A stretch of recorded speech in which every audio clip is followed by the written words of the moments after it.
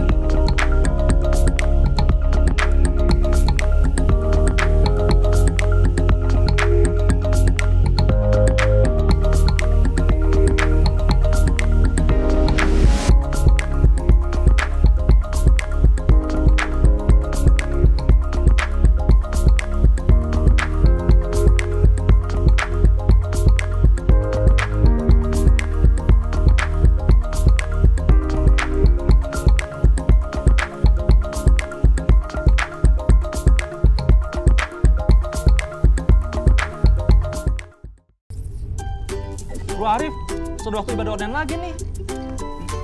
Sudah cek sinyalnya belum? Tenang saja, sudah siap, aman.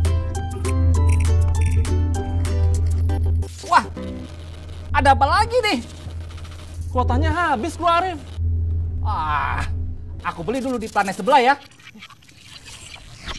Starkit di rumah, ayo ikutan ibadah online Starkit. Starkit, let your light so shine.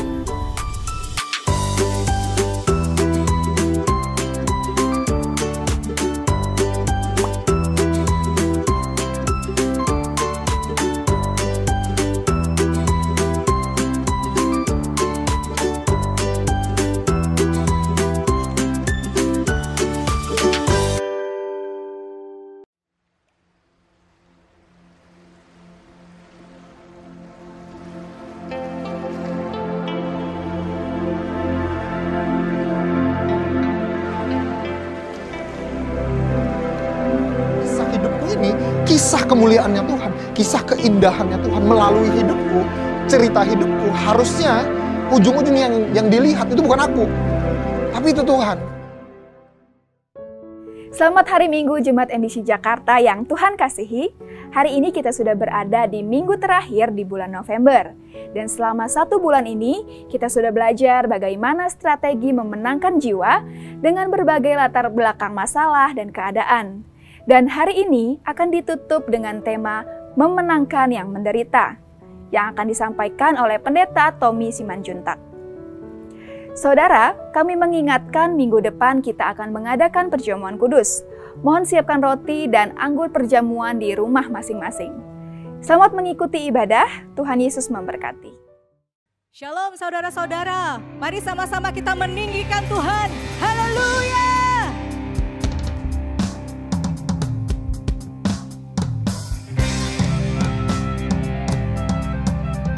Biar hari ini hanya Kau yang ditinggikan Tuhan.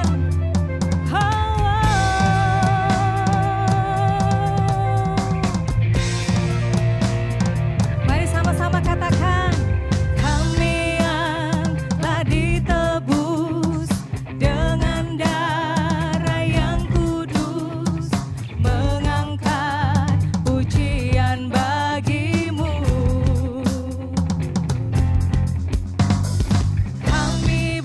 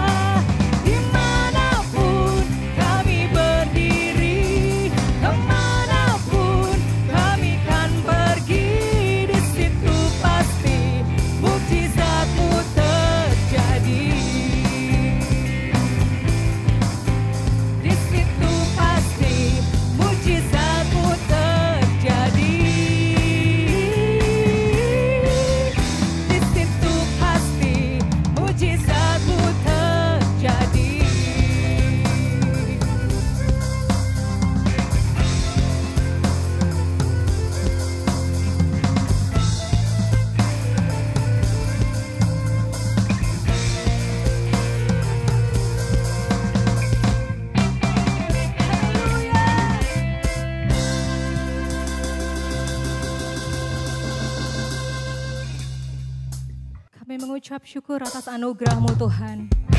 Biar mulut kami menyanyikan pujian, biar mulut kami menaikkan ucapan syukur kami Tuhan. Haleluya.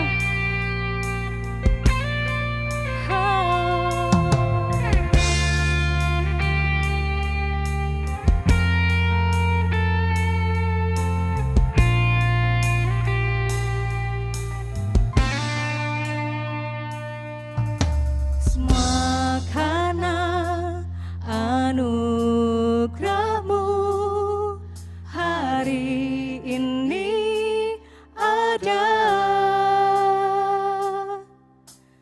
bukan karena kuatku, namun karena Roh-Mu.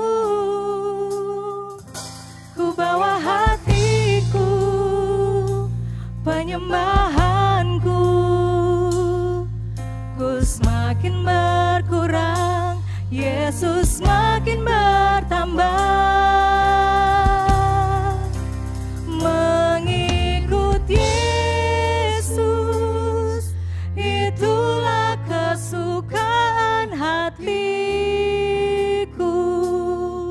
Ku lepas semua hakku untuk mengenal kehendaknya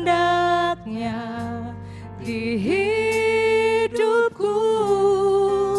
Mengiring Yesus, itulah kekuatan hidupku. Ku yakin anugerahnya mampu jadikanku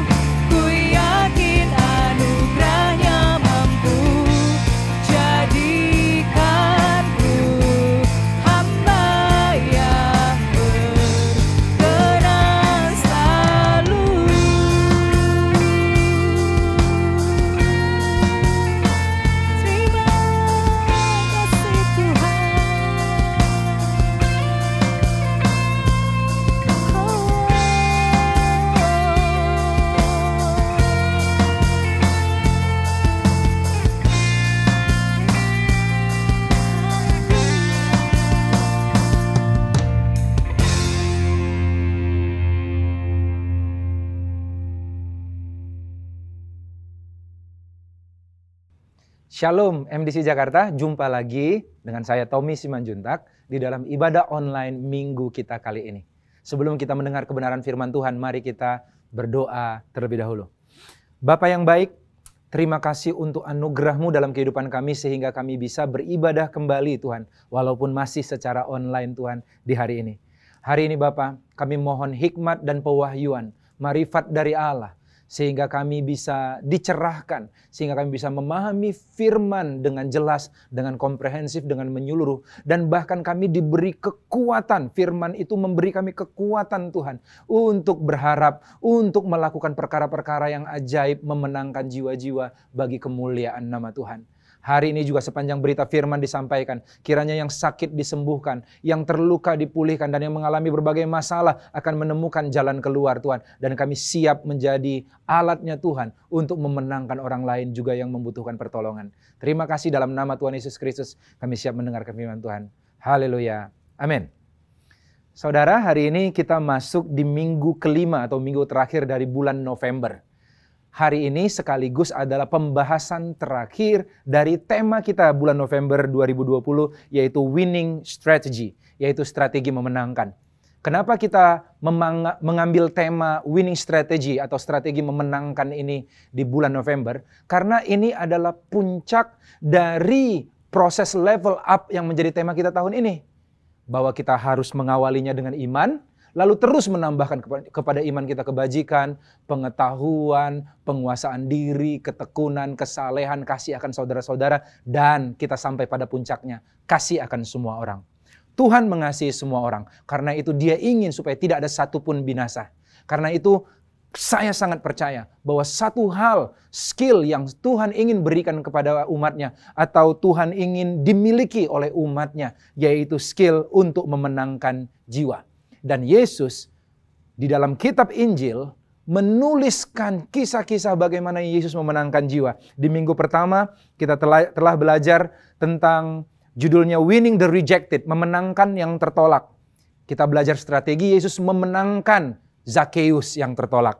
Yang kedua adalah, minggu kedua kita belajar Winning the Religious, memenangkan yang agamawi. Kita belajar bagaimana strategi Yesus dalam memenangkan orang yang agamawi seperti Nikodemus. Yang minggu ketiga kita belajar winning the empty-hearted. Kita belajar bagaimana Yesus memenangkan orang yang hatinya dalam keadaan kosong, yaitu perempuan Samaria. Dan minggu keempat kita belajar tentang winning the purposeless, memenangkan orang yang tanpa tujuan.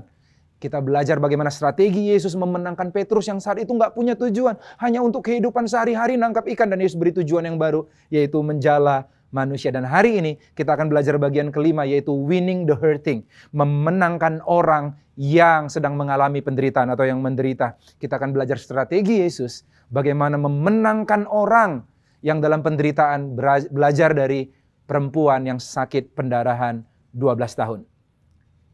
Saudara, saya akan segera memulai. Kisah perempuan yang sakit pendarahan ini ada tercatat di dalam Markus 5. Ahli teologi mencatat bahwa Markus 5 disebut sebagai pasal ini disebut the Bible home for incurables, yaitu rumah dari orang-orang yang tidak tersembuhkan. Karena di dalam Markus 5 Yesus memenangkan 3 jenis orang saat itu. Kisahnya saat itu di Markus 4, Yesus baru saja melewati sebuah danau. Dia berinisiasi untuk menyeberang danau bersama murid-murid, mengalami topan badai untuk sampai di satu tempat. Lalu mulailah Matius 5. Yesus sampai di satu tempat yang namanya Gerasa, dan Dia menyembuhkan dan memulihkan, melayani satu orang gila di Gerasa. Diikat oleh satu kumpulan setan yang namanya legion, yang terdiri dari 2.000 setan. Orang gila ini tidak tersembuhkan, saudara. Saudara pernah mencoba menyembuhkan orang yang gila? Susah sekali, saudara. Ini dikatakan Yesus melayani orang gila itu sampai pulih dan akhirnya menjadi penginjil pertama di Dekapolis. Deka artinya 10, polis artinya kota. Dia penginjil di 10 kota. Di saat itu Yesus melayani tanpa diminta.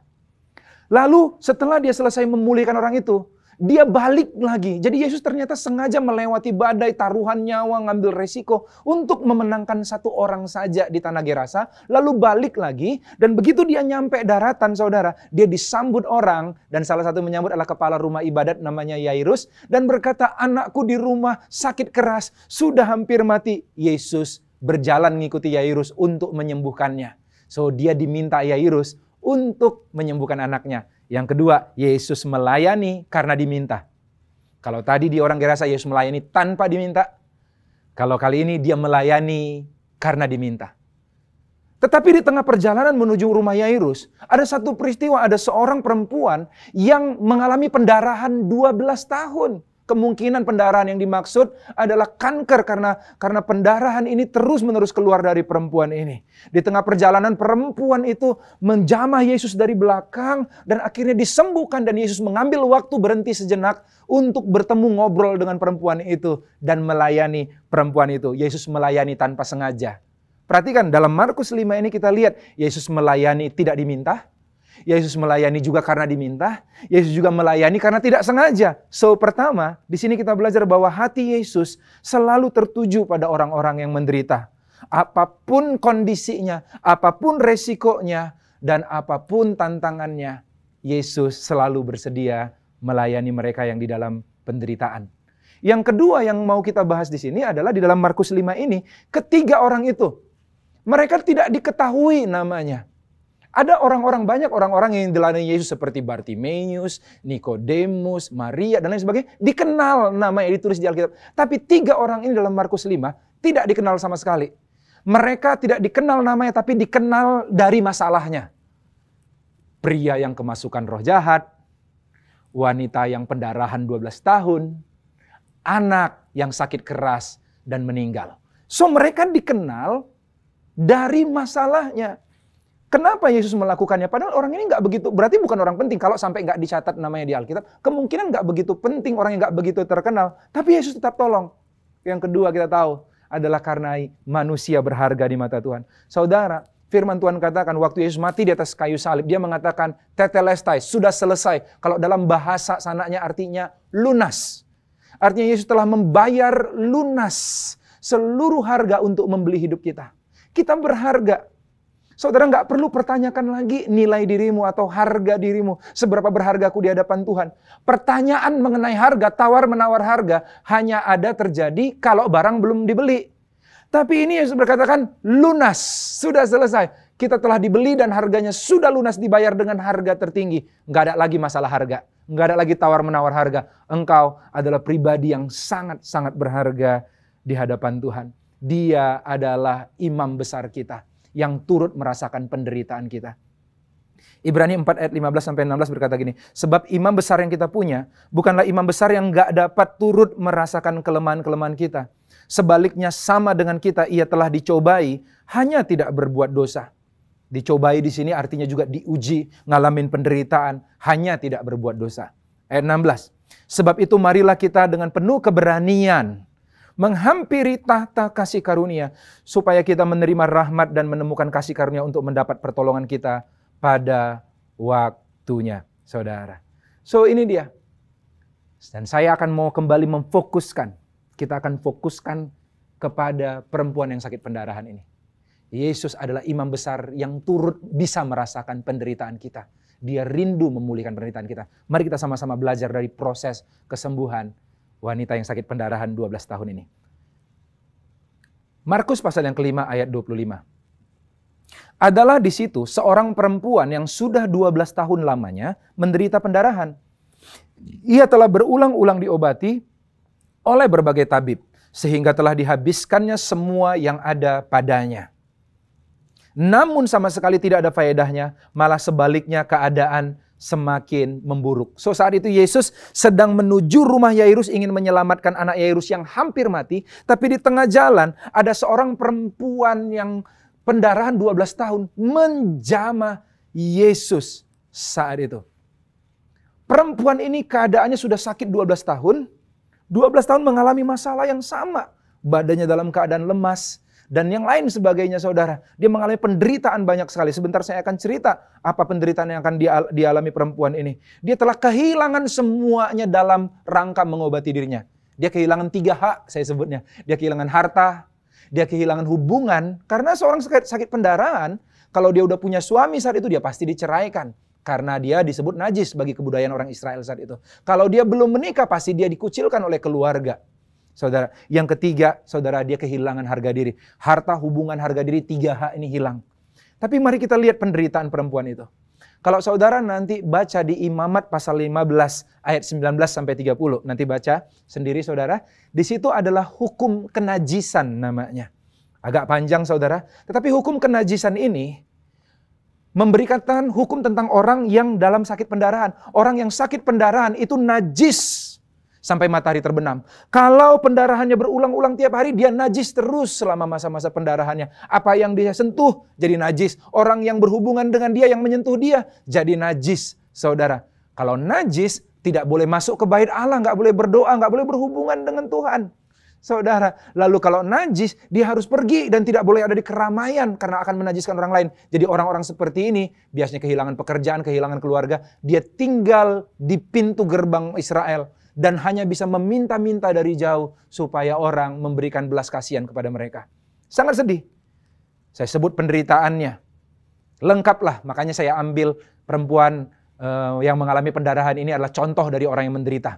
Saudara, penderitaan saudara semua tercakup di dalam orang ini.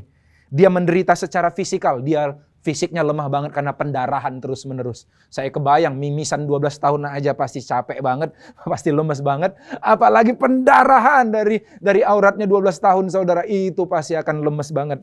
Yang kedua, dia menderita secara sosial. Dia nggak bisa menikah dan kalau udah menikah pun pasti diceraikan. Dia menjadi pengemis dari jauh seperti yang saya katakan tadi saudara. Yang ketiga, dia menderita secara emosional. Emosinya pasti terganggu saudara karena merasa tertolak oleh orang-orang terdekat dia. Yang keempat saudara, dia menderita secara spiritual. Dia nggak bisa berhubungan dengan Tuhan, nggak bisa ke bait Allah mendengar firman Tuhan yang akan menguatkan imannya di masa-masa sulit itu. Yang kelima, dia menderita pasti secara finansial saudara. Kenapa? Karena habis pasti duit untuk mengobatinya. Fisikal, sosial, emosional, spiritual, finansial. Dari berbagai arah dia menderita. Jadi masalahnya bukan cuma penyakitnya. Tapi udah nyebar kemana-mana selama menderita 12 tahun. Tetapi perhatikan ayat 27. Bagaimana proses iman perempuan itu bangkit.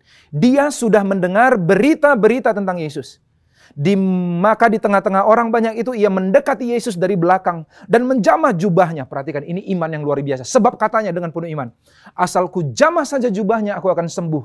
Seketika itu juga, waktu dia jamah jubah Yesus, berhentilah pendarahannya dan ia merasa bahwa badannya sudah sembuh dari penyakitnya.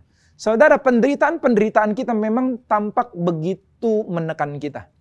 Tetapi sadarkah saudara lewat cerita ini, bahwa penderitaan kita seringkali menuntun kita kepada iman yang benar. Iman yang benar itu adalah iman yang murni. Dia mendatangi Yesus tanpa option cadangan. Seringkali kalau kita masih punya rencana cadangan, saudara, kita susah beriman sungguh-sungguh sama Tuhan. Nggak punya duit, minta tolong sama Tuhan, Tuhan cukupkan. Tapi masih ada option, tapi masih ada orang yang aku utangin. Saudara akan susah beriman. Sakit kepala, minta Tuhan sembuhkan sakit kepalanya. Tapi kalau Tuhan gak sembuhkan, masih ada Panadol di rumah. Selama kita masih punya rencana cadangan, seringkali kita susah beriman dengan murni. So, penderitaan perempuan itu membuat dia punya iman yang murni, saudara. Mendorong dia untuk bisa punya iman yang murni. Yang kedua, saudara, iman yang berani. Iman yang berani karena penuh dengan resiko saat itu. Kalau dia dekatin Yesus dan orang tahu bahwa dia sakit pendarahan, hukumnya di Israel saat itu dirajam, dilempari dengan batu hingga mati. Tapi dia udah nothing tulus. Hidupku udah di titik terendah. Nggak ada yang lebih parah dari sini. Paling kalau aku jamah jubah Yesus, nanti aku dilempari dengan batu hingga mati. Apa bedanya dengan aku sekarang? Aku juga udah mati sebelum aku mati. Saudara, ini dia. Tapi dari manakah dia dapat iman yang murni dan iman yang berani ini? Bukan semata-mata karena penderitaannya. Tapi Alkitab mencatat karena dia sering mendengar berita tentang Yesus. Iman timbul dari pendengaran akan firman Kristus. Lalu begitu dia jamah ujung jubah Yesus, dia seketika itu juga sembuh. Sembuh apanya? Tubuhnya. Perhatikan ayat 30. Markus 5 ayat 30. Pada ketika itu juga Yesus mengetahui bahwa ada tenaga yang keluar dari dirinya. Yesus tahu. Lalu ia berpaling di tengah orang banyak dan bertanya, siapa yang menjamah jubahku? Murid-muridnya menjawab, kan heran kan? Kan lagi berdesak-desakan orang. Murid-muridnya jawab, engkau melihat bagaimana orang ini berdesak-desakan dekatmu. Dan engkau bertanya, siapa yang jamah aku? Itu kayaknya pertanyaan yang agak iseng dan kurang tepat deh guru. Lalu tapi Yesus nggak peduli. Ia tetap memandang sekelilingnya untuk melihat siapa yang telah melakukannya. Kenapa Yesus bertindak aneh seperti ini? Kenapa harus tanya? Paling tidak kan sasaran pelayanan Yesus, yaitu orang itu sembuh udah tercapai. Yesus kan tahu, ini udah sembuh nih. Kayaknya ada tenaga keluar dari aku. Dan orangnya udah sembuh. Ya udah jalan aja lanjut. Karena ada yang mendesak tuh, anak Yairus sudah hampir mati. Tapi Yesus berhenti dan bertanya, siapa? Dan gak mau jalan sebelum ada yang jawab. Saudara tahu siapa yang paling stres saat itu? Ya, Yairus pasti paling kesel. Ya ampun, ngapain sih nanya-nanya siapa yang nyentuh? Anakku udah hampir mati di rumah. Yesus cepetan dong. Tapi saya percaya kalau Yesus punya tindakan, pasti ada maksud di baliknya. Ada rencana Yesus buat orang yang sakit pendarahan itu. Kenapa dia harus berhenti? Dan ada rencana Yesus juga bagi anak Yairus. Kenapa dia harus agak menunda sedikit? Saya percaya if he delays the answer or the help, he delays the answer so that you can learn from the process. Mari kita lihat sama-sama. Kenapa Yesus? Setelah saya selidiki lagi, ayat 33 kita lanjutkan ya. Supaya kita makin paham. Perempuan itu yang menjadi takut dan gemetar ketika mengetahui apa yang telah terjadi atas dirinya, yaitu dia telah sembuh. Tampil dan tersungkur di depan Yesus dan dengan tulus memberitahukan segala sesuatu kepadanya. Jadi dia ceritakan bagaimana proses kesembuhannya. Dia memuliakan Tuhan saat itu. Ayat 34, maka katanya kepada perempuan itu. Itu yang ditunggu-tunggu Yesus. Dia ngaku dan menceritakan apa yang Tuhan kerjakan. Maka katanya kepada perempuan itu, hai anakku, imanmu telah menyelamatkan engkau. Menyelamatkan di sini dalam bahasa aslinya sozo. Sozo. Itu nama anak saya tuh. Pergilah dengan selamat. Kata selamat yang kedua beda. Kali ini bukan sozo. Tapi higies. Artinya selamatlah tubuhmu. Tubuhnya sembuh. Jadi selamat yang pertama dengan selamat yang kedua beda. Imanmu menyelamatkan engkau. Pergilah dengan selamat. Dan sembuhlah dari penyakitmu. Sekarang saya tahu kenapa Yesus ngotot. Mau supaya perempuan itu mengaku. Kenapa saudara? Yang pertama. Karena Tuhan ingin memulihkannya dengan sempurna. Yesus tahu orang yang udah sembuh, tapi baru sembuh tubuhnya. Kalau saudara melayani orang, jangan puas hanya beres masalah luarannya saja.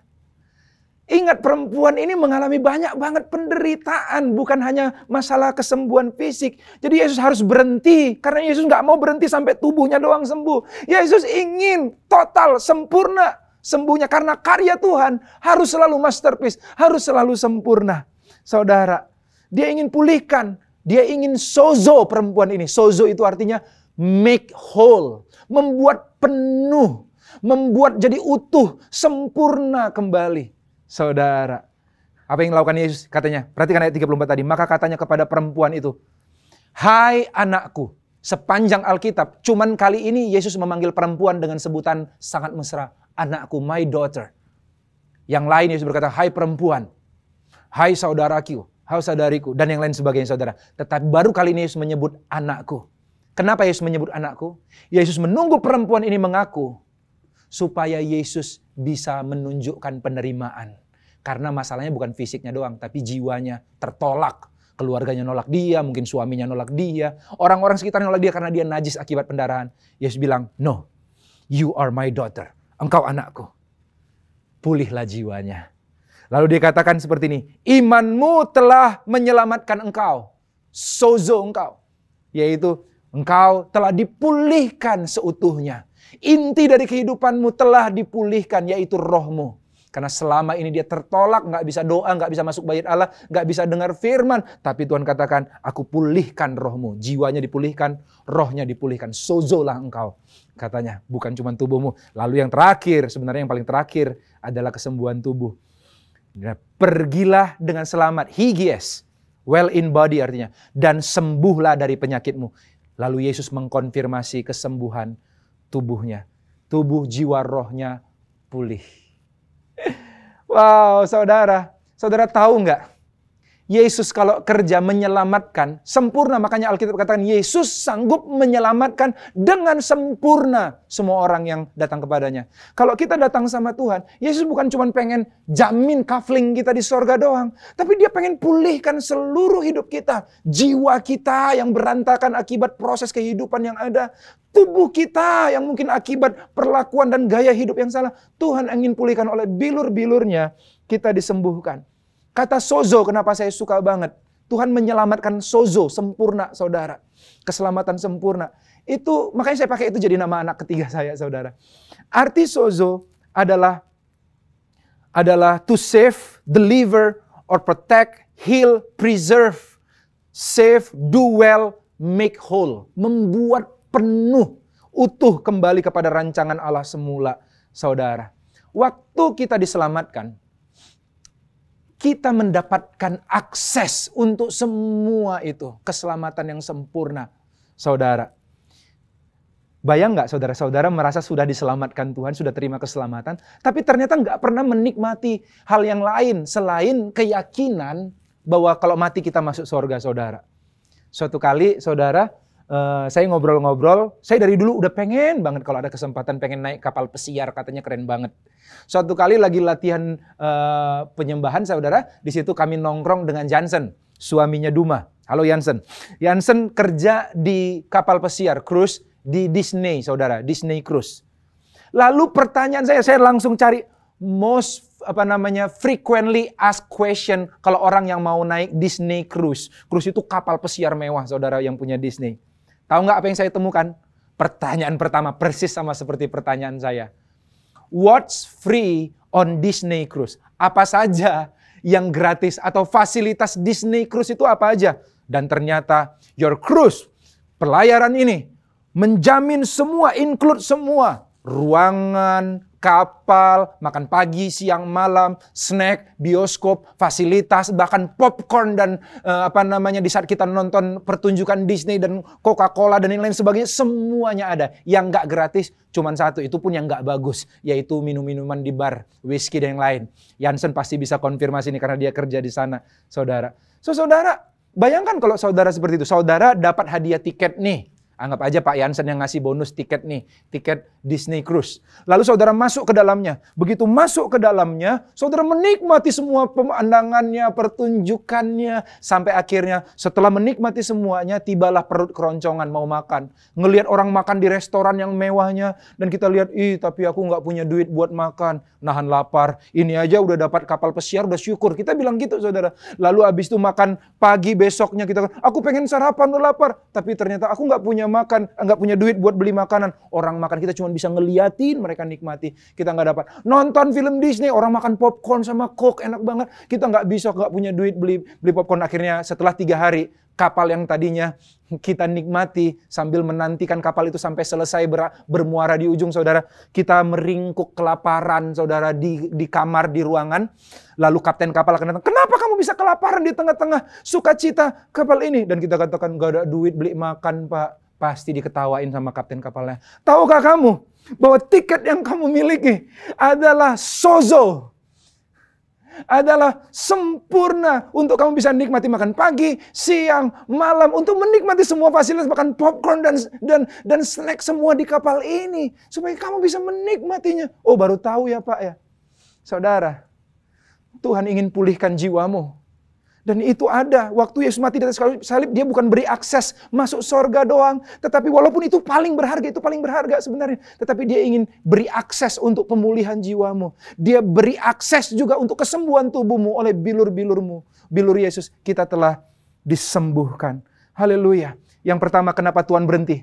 Karena dia ingin pulihkan perempuan ini dengan sempurna. Yang kedua, kenapa Tuhan berhenti saat itu dan harus ketemu perempuan ini? Karena Tuhan ingin perempuan itu mengenal pribadinya. Tuhan gak puas cuma engkau sampai masuk surga. Tuhan ingin engkau kenal pribadi Tuhan. Kenapa saya katakan seperti itu? Ya, ternyata di hukum kenajisan yang kita baca di dalam Imamat 15, kalau seorang sudah sembuh, Dia harus mendatangi imam, melapor untuk si imam mengkonfirmasi kesembuhannya. Dia harus bawa persembahan ucapan syukur sebagai tanda kesembuhannya. Lalu si imam akan mengkonfirmasi bahwa orang ini telah sembuh sehingga dia diterima di masyarakat lagi. Yesus menunggu, dengan kata lain, Yesus sedang berkata, akulah sang imam besar yang mengkonfirmasi kesembuhanmu. Yesus ingin perempuan ini mengenal Yesus bukan hanya penyembuh, tetapi sebagai imam besar. Yang kita baca di kitab Ibrani 4 ayat 15. Imam besar yang turut merasakan kelemahan kita. Mari dengan berani sampai menghadap tata kasih karunia untuk menerima pertolongan pada waktunya. Wow, luar biasa sekali yang Tuhan kerjakan. Ajaiblah Tuhan. Saudara, jangan puas kalau kita melayani orang. Jangan puas sampai hanya kesembuhan luarnya aja. Sampai dia mengenal pribadi Tuhan. Sang imam yang bisa dihampiri setiap waktu karena punya kasih karunia. Jangan biarkan orang itu tergantung pada kita terus, saudara. Biar dia punya imam yang besar yang terus memulihkannya hari lepas hari, saudara. So, kalau saya tanya, kalau saudara, saya bicara kepada dua jenis orang. Kalau saudara mengidentifikasikan diri sebagai perempuan yang sakit pendarahan, yang menderita, saudara, Tuhan ingin memulihkan engkau. Dan jangan berhenti sampai pemulihan kondisi luarmu, tapi sampai kedalaman jiwamu dan sampai ke rohmu. Tuhan ingin pulihkan. Tuhan ingin menyatakan pribadimu. Tuhan ingin mengenal engkau secara pribadi. Tapi kalau kita sebagai orang yang ingin membawa orang kenal Tuhan, memenangkan jiwa, saya mau katakan, jangan berhenti sampai kondisi luarnya saja selesai, tetapi sampai sempurna seperti yang Yesus lakukan. Bagaimana strategi Yesus memenangkan orang yang menderita? Dengan singkat, saya mau katakan ada 4 step. Yang pertama, mau gak mau, kalau menghadapi orang yang menderita, yang ngalamin kesusahan dalam hidup, luangkan waktu. Waktu itu lebih mahal sering dari uang, saudara. Luangkan waktu. Yesus gak terburu-buru. Ya udah sembuh, ya sembuh ya. Enggak, dia ngambil waktu. Gak peduli orang mendesaknya gimana juga. Dia beri waktu. Untuk apa? Untuk mengenali masalah utama orang tersebut. Karena kita harus temukan masalah akar paling utama. Dan akar paling utamanya adalah hubungan seseorang dengan Tuhan. Yang kedua, setelah luangkan waktu, jadikan dia sahabat. Yesus menjadikan perempuan ini sahabat. Kenapa enggak saya bilang saudara? Kenapa saudara? Karena ada saudara yang enggak sampai menjadi saudara dalam kesukaran. Sahabat, ciri-ciri sahabat, Amsal 17 ayat 17 berkata seperti ini. Bahwa seorang sahabat menaruh kasih setiap waktu dan menjadi saudara dalam kesukaran. Artinya ada saudara yang enggak dalam kesukaran. So, jadilah sahabat bagi mereka. Makanya saya bersyukur ada namanya sahabat orang sakit gitu, SOS saudara yang dilayani oleh jemaat saudara. Kenapa? Karena mereka butuh sahabat saat itu saudara untuk mendampangi masa sulit mereka. Setelah menjadi sahabat, yang ketiga Yesus lakukan, sembuhkan. Sembuhkan. Saudara mungkin tanya, mana bisa kita menyembuhkan Pak? Tapi kalau baca ayat Alkitab, saudara akan baca perintah Tuhan. Sembuhkanlah yang sakit. Tanda-tanda ini akan menyertai orang percaya. Mereka akan meletakkan atas orang sangat sakit dan mereka akan menyembuhkannya. Sembuhkan yang saya maksud seperti ini. Jangan takut banget soal saudara jadi dukun. Enggak gitu saudara. Seperti ini saudara. Kalau saya punya babysitter di rumah. Lalu sama ke anak saya perintahkan kepada babysitter itu. Ayo kasih makan anak saya. Kasih makan anak saya. Apakah itu berarti saya minta si babysitternya nanam padi atau cari duit untuk bisa beli beras untuk ngasih anak makan? No, semua bahannya telah saya siapkan, semua kebutuhan telah saya siapkan. Dia cuma ngelakuin apa? Ngasih makan anak saya. Demikian juga waktu perintah Tuhan, sembuhkan segala bahannya, segala kuasa dan otoritasnya Tuhan alirkan. Bagi kita hanya perlu menumpangkan tangan, kita hanya perlu mendoakan, kita hanya perlu saudara menyatakan kesembuhan atas orang itu. Waktunya biar terserah Tuhan. Yang keempat, saudara, kita teguhkan perubahan yang telah Tuhan kerjakan dalam hidupnya. Karena orang itu galau, kayaknya perubahannya masih dikit. Teguhkan walau masih sedikit, teguhkan. Katakan bahwa Tuhan telah memulihkan engkau. Tuhan akan lanjutkan hingga sempurna. Perempuan yang sakit pendarahan itu baru pulih 1 bagian dari 3 bagian. Baru pulih tubuhnya, jiwanya dan rohnya belum. Tetapi dia sudah bersaksi menceritakan tentang apa yang Tuhan kerjakan. Gak usah nunggu sempurna dulu baru kerja, saudara. Gak usah nunggu keren dulu, ajaib perbuatan Tuhan yang kita dapatkan baru bersaksi. No, saudara. Kita mulai dari sekecil apapun yang telah Tuhan kerjakan, progres yang Tuhan kerjakan. Teguhkan itu dan minta mereka bersaksi. Itu yang Yesus lakukan. Luangkan waktu, jadikan sahabat, sembuhkan fisiknya. Jadi jangan cuma jadi teman nangis doang. Berdoalah untuk kesembuhannya, saudara, karena ada akses bagi kita untuk itu. Yang keempat, teguhkan perubahan yang telah Tuhan kerjakan. Itulah bagaimana kita memenangkan orang yang dalam penderitaan. Saya mau cerita tentang bagaimana saya mendampingi seorang sampai akhirnya dia keluar dari penderitaannya. Dan akhirnya dia mengenal Tuhan. Karena itu yang paling penting terakhirnya. Dia mengenal Tuhan, saudara. Saya punya saudara sepupu saya. Sepupu saya ini lama nggak ketemu, saudara. Karena dia pindah agama. Dia pindah agama, kalau kami Batak semuanya Kristen, dia pindah agama, saudara. Jadi kayak agak dikucilkan dari keluarga saat itu. Dan kehidupannya juga agak sangat kurang lah, saudara. Mereka tinggal di petakan yang sangat kecil, saudara. Suatu kali saya mendengar bahwa dia ini lumpuh. Padahal dia sebelumnya adalah tulang punggung keluarga yang cari makan. Suatu kali dia ngangkat drum oli karena dia kerja di bengkel, saudara. Dan jatuh terduduk, tulang belakangnya sepertinya ada rusak, saudara, ngejepit. Dan akhirnya dia dilumpuh. 1,5 tahun lamanya lumpuh. Saya datang ke rumahnya, menyedihkan. Karena dulu dia aktif banget, tapi kali ini diletakkan di sudut rumah yang paling gelap, saudara-saudara. Dan menunggu aja di situ. Kadang dikasih makan, kadang enggak, katanya. Dia yang ngomong, aku kadang dikasih makan, kadang enggak, saudara. Dan dia sedih banget, tertolak. Tadinya dipuja-puja karena tulang punggung keluarga. Kali ini dibilang, mati aja deh lu. Karena udah gak berguna lagi, saudara. Sedih banget. Usianya masih muda, 20-an, saudara, saat itu. Lalu saya datang, benar-benar saya tergerak oleh belas kasihan. Tapi saya tahu, saya harus ngeluangkan waktu. Saya berkomitmen saat itu, Tuhan, aku nggak tahu. Aku udah doain, tapi nggak jalan-jalan dia. Enak banget kan kalau doain orang langsung jalan gitu. Belum jalan, maka aku ikutin step ini. Pertama, aku luangkan waktu. Waktu liburku hari Senin, saudara, karena kalau full timer hari Senin liburnya, saya pergi ke sana untuk kunjungin dia. Yang kedua, saya jadi sahabatnya. Jadi sahabatnya, ngobrol, teman ngobrol. Karena dia stres sendirian di gelap, saudara, dan lumpuh terus, saudara. Saya jadi sahabatnya, saudara. Saya temanin dia sumpek-sumpek nih bang. Saya patungan dengan sepupu-sepupu yang lain yang nggak punya waktu, saudara. Tetapi dia punya hati dan akhirnya mereka kumpulkan duit. Kami beliin handphone buat dia nonton TV di handphonenya. Lalu abis itu biar dia bisa browsing. Dan yang lain sebagainya. Beliin buah, kadang makanan dan lain sebagainya, saudara. Jadi sahabat. Yang ketiga, sembuhkan. Saya coba doain. Dalam nama itu nggak terhitung berapa kali saya sembuhkan. Saya doain tapi nggak sembuh-sembuh, saudara. Tapi saya harus coba jalan lain. Saya bawa dia, saya minta izin ke papanya untuk bawa dia ke rumah sakit. Saya bawa ke Karolus. Dokternya bilang, kami nggak punya MRI katanya di sini. Langsung aja ke sana Karolus, ke RSCM yang dekat. Kami pergi ke sana, saya angkat lagi. Bayangin beratnya 70-an kilo, saya gendong-gendong dia dari mobil. Loh saudara, lalu abis itu sampai di sana di MRI, ketahuan kejepitnya berapa, di ring berapa aja, saudara. Lalu dibawa ke Karolus, dokternya mendiagnosa dan dokternya bilang gini, udah gak ada harapan. Bawa aja dia ke Fatmawati. Fatmawati adalah rumah sakit tempat terapi. Maksudnya apa, dok? Biar dia diajari bagaimana bertahan, bagaimana hidup dalam kelumpuhan, membiasakan diri. Saya nggak terima, dia kan nggak enak dengarnya itu. Saya bawa pulang, sempat ke Fatmawati tapi nggak ketemu-ketemu dokter terapinya. Akhirnya saya pulang dan katakan, saya yang akan rawat.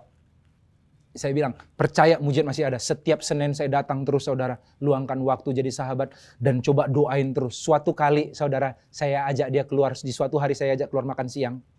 Lalu abis itu, saudara, saya setelah makan siang kami kembali ke rumahnya. Dia di jok kiri, saya di jok kanan nyetir, saudara.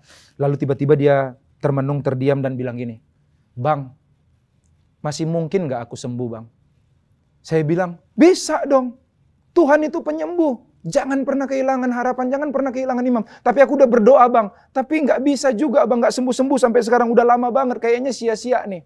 Lalu saya bilang gini, makanya coba kali ini, kamu doa sama Tuhan Yesus. Saya kira dia gak terima, saudara. Karena saya suruh dia doa sama Tuhan Yesus. Kan dia kan belum percaya Yesus, saudara. Tapi di luar perkiraan saya, di sebelah saya, tiba-tiba dia teriak di mobil saya, Tuhan Yesus. Orang yang belum kenal Tuhan, dia teriak, Tuhan Yesus, aku minta keajaibanmu. Beri aku keajaibanmu. Dia bolak-balik cerita. Saya sampai nggak tahan, saya nangis, saya ikut berdoa, ya Tuhan berikan keajaiban buat dia. Sampai ke rumah dia masih lumpuh, saya gendong, saudara. Beberapa minggu kemudian, saudara, saya datang lagi. Setiap Senin, saudara, suatu kali saya datang ngeliat, saudara, di ruangan di tempat di mana dia sering berada diletakkan. Nggak ada. Saya kaget, jangan-jangan udah dibuang sama keluarga. Saya mikir gitu, saudara. Karena saya udah sempat juga pemulihan supaya dia bisa mengampuni keluarganya, saudara, yang menolak dia, saudara. Jangan-jangan dibuang nih. Saya cari, mana dia? Saya katakan, keluarganya bilang, itu lagi di jalan. Ngapain dia di jalan? Jangan-jangan ngemis. Saya udah takut-takut aja, udah parno. Begitu sampai ke jalan, saya ngelihat gambar ini. Saya ngelihat dia lagi latihan tongkat 4. Dan berkata dengan muka yang begitu berseri-seri dan bilang, Bang Tommy, lihat udah mulai bisa bang. Udah mulai bisa beberapa langkah bang. Itu saya nggak tahan, begitu terharu. Karena dia begitu, dia mencoba untuk terus berlatih. Mungkin ngerasa nggak enakan dan mungkin dia juga jadi percaya imannya. Bahwa aku pasti bisa sembuh. Dan nggak enakan juga nih Bang Tommy terus-terusan datang nih saudara. Dan saya mau katakan saudara, nggak lama kemudian di minggu-minggu selanjutnya dia berlatih terus. Dan suatu kali di rumah saya digedor, pagar saya digedor, saya nggak tahu siapa ini gedor-gedor, norak banget. Begitu saya lihat dia sudah berjalan dan sedang naik motor. Bang, lihat nih, aku udah bisa bang. Sekarang dia jadi tukang ojek saudara untuk menopang keluarga lagi. Saudara lihat, dia sembuh dan ngalamin pengenalan akan Tuhan. Teguhkan terus saudara. Saudara jangan puas sama kesembuhan. Karena yang paling penting adalah pengenalan akan Tuhan, saudara. Saya akan tutup dengan ini, saudara. Dari belajar dari perempuan yang sakit pendarahan ini. Kita tahu bahwa perempuan itu ternyata nggak menyentuh Yesus secara langsung. Alkitab katakan bahwa dia menyentuh ujung jubah Yesus dari belakang. Apa artinya saudara mungkin pernah ngerasa Yesus kayaknya perhatian sama orang lain saja, tapi nggak sama aku. Dia menghadap belakang, dia menghadap anaknya Yairus terus, tapi nggak mau sama aku. Jangan pernah nyerah, jangan manja. Sekalipun dari belakang, sentuh Yesus. Dia sentuh ujung jubah Yesus. Dia tidak menyentuh Yesus, dia menyentuh jubah Yesus. Apa itu ujung jubah Yesus? Saudara, dia menyentuh sesuatu, yaitu jubah, yang menyentuh Yesus. Saya mau katakan saudara, kalau engkau ingin memenangkan orang, jadilah jubah Yesus. Orang lain mungkin gak bisa langsung menyentuh Yesus karena mereka gak kenal Yesus. Tapi engkau kenal Yesus. Orang lain gak bisa nyentuh Yesus, tapi engkau bisa nyentuh Yesus. Biar karena engkau menyentuh Yesus, karena jubahnya menyentuh Yesus, orang yang menyentuh jubah menjadi sembuh, saudara, mengalami kesembuhan. Dan tahu gak saudara, bahwa ujung jubah itu adalah tempat yang paling kotor, bagian paling kotor dari pakaiannya orang Israel saat itu. Karena dulu Israel itu debu. Saya mau katakan sekotor apapun engkau, separah apapun engkau, Tuhan tetap ingin pakai engkau untuk menjadi jawaban bagi penderitaan orang lain. Jangan menyerah. Jangan menyerah. Tuhan bisa pakai engkau. Bilangan 15 ayat 39.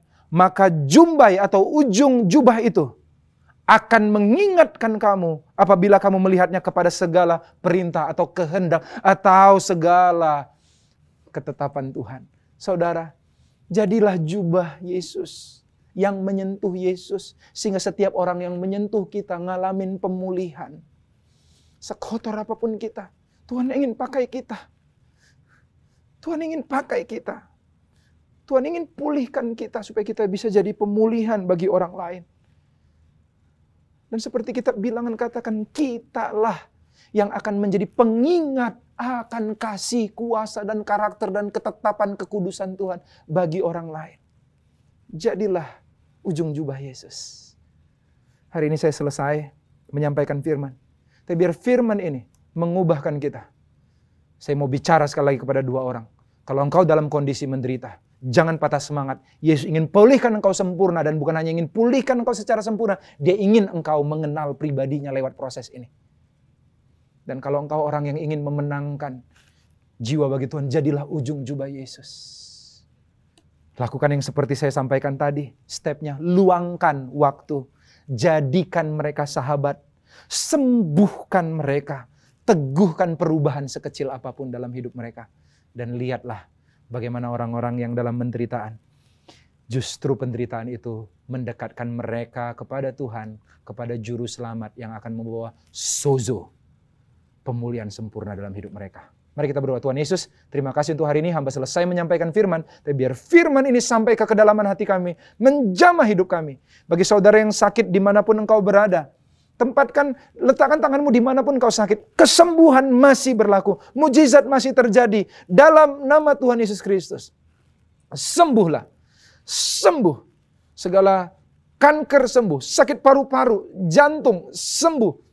Penyakit mata, penyakit kulit. Apapun itu. Segala kondisi sel tubuh yang tidak berfungsi dengan baik. Orang yang terhalang untuk mendapatkan kehamilan dan yang lain sebagainya. Dalam nama Tuhan Yesus Kristus. Tuhan pulihkan hidupmu. Terima dalam nama Tuhan Yesus Kristus. Dan aku juga berdoa buat orang-orang yang rindu dipakai Tuhan untuk memenangkan jiwa. Rindu menjadi ujung jubah Yesus. Aku berdoa dalam nama Yesus Kristus. Kiranya Tuhan memberikan engkau terus kekuatan. Kuhancurkan segala intimidasi iblis yang mengatakan engkau kotor, engkau enggak layak. Tuhan ingin memulihkan engkau. Tuhan ingin membaharui engkau. Dan Tuhan ingin menjadikan engkau pengingat kasih setia Tuhan bagi banyak orang. Terimalah urapan yang baru untuk memenangkan jiwa. Di dalam nama Tuhan Yesus Kristus, kami selesai mendengar firman dan kami percaya firman ini adalah kebenaran yang menghidupkan dan memerdekakan kami. Haleluya. Dalam nama Tuhan Yesus kami berdoa. Amin. Puji Tuhan, kita sudah mendengarkan firman Tuhan yang menginspirasikan kita untuk memenangkan jiwa. Baik saudara, kita akan berdoa untuk persembahan yang akan kita berikan pada Tuhan. Siapkan persembahan saudara. Setelah itu kita akan berdoa bagi negara dan kita akhiri dengan doa berkat. Kita berdoa. Tuhan, terima kasih untuk kami dapat berikan persembahan yang terbaik. Tuhan, sucikan, kuduskan persembahan ini. Kami tetap percaya Tuhan tidak pernah jauh dari kami. Tuhan tidak pernah berhenti memberkati kami. Berkati setiap tangan-tangan yang memberi. Sucikan, kuduskan persembahan ini. Terima kasih Tuhan, terima kasih. Kami berdoa untuk bangsa dan negara kami. Hamba berdoa untuk Presiden Jokowi, Presiden yang sungguh menangani negara kami ini. Berkati dia, berikan dia kekuatan, kesehatan, dan damai sejahtera. Juga berkati para menteri yang ada di sekitar dia. Biar kepemimpinan Presiden dapat berjalan dengan baik dan negara kita diberkati Tuhan. Terima kasih Tuhan, terima kasih. Saudara, angkat kedua tanganmu dan terimalah berkat Tuhan. Biar anugerah Allah Bapa, kasih setia dari Tuhan Yesus Kristus, serta pertolongan Roh Kudus menyertai saudara saat ini sampai selama-lamanya. Dalam nama Tuhan Yesus, hamba berdoa. Amin.